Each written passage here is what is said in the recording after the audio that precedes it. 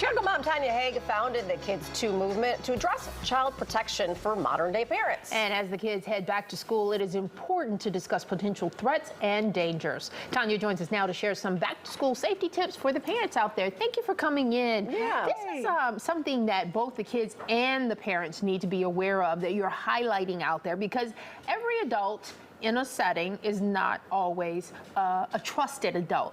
Correct. So if you think about it as parents, we're sending our kids off to school where they're spending more time with other adults than they are with us parents.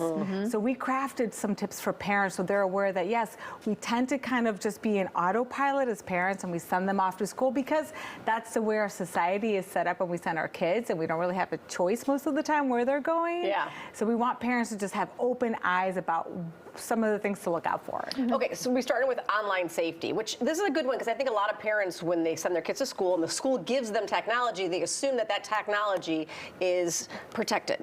Correct. So we wanted to start out with a hot topic because we know Snapchat came out with news last week about their parental controls.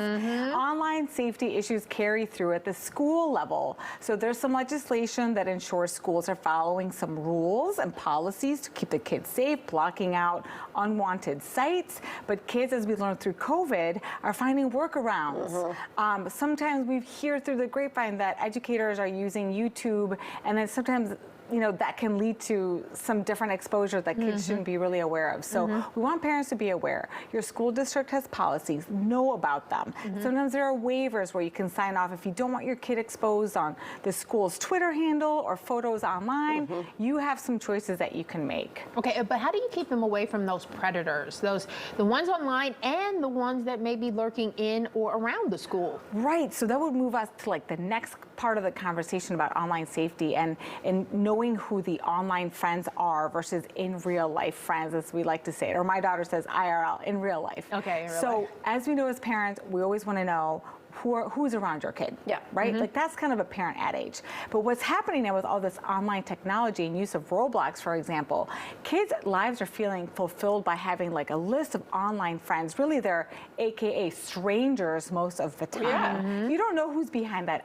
avatar. So we say that a lot of times those online friends can lead to offline dangers where they're pretending they're friends or going down this path, which really turns into grooming, and they can lead to those offline dangers. So that's a really critical component as part of kind of connected to friends and school life. And then the third one tied to kind of the predators and the people around our children. So it's no secret or mystery. Predators pursue environments where they can have access to children. Unfortunately, sometimes in school settings, there can be some bad apples. There is some data that shows 1 in 10 children will be sexually abused by a school staff or an educator. Really? That's awful to think about because we love our teachers and we do it as an organization, but we have to have our blinders off. We have to know that there's some ulterior motives sometimes. And that goes for my fourth one.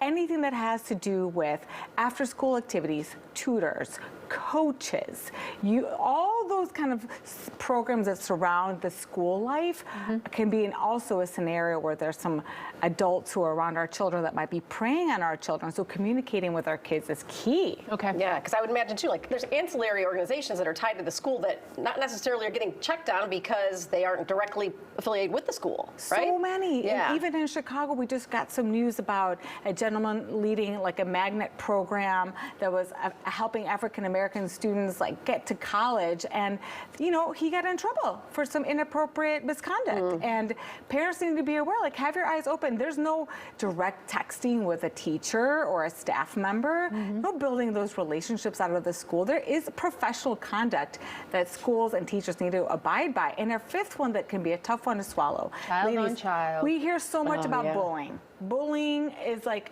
the catch-all. But when you really break it down, there are some behaviors that's called more on the sexual violence part. And kids are doing it to each other sometimes. And the data shows that up to 40% of those circumstances, it's a child doing it to a child. So that can be in a bathroom stall. They're getting kind of pinned down in settings at school that can really be traumatic to a child. So we just want parents to be aware and cooperate with the school when those situations arise, but follow your own path. Contact your pediatrician, the therapist. If you have to file a police report, do it. If your child's doing the offending, get your child some help. How do you have those conversations with your kid, though? Yeah. Well, it just starts with talking to them about the dynamics of their bodies. If they have, so many parents haven't even had that conversation. Just, and then as the years go on, their bodies are changing. That's another opportunity to touch base about kind of having agency as a child, but also communicating if they get something that makes them feel uncomfortable. It starts with like that. If someone makes you uncomfortable, Yes. you know? Yeah. That's a good starting point. All right. Yes. Thank you so much for being Thank you here. for We having appreciate it. It's a me. much bigger conversation, obviously, but check out her social media handles for kids2.org.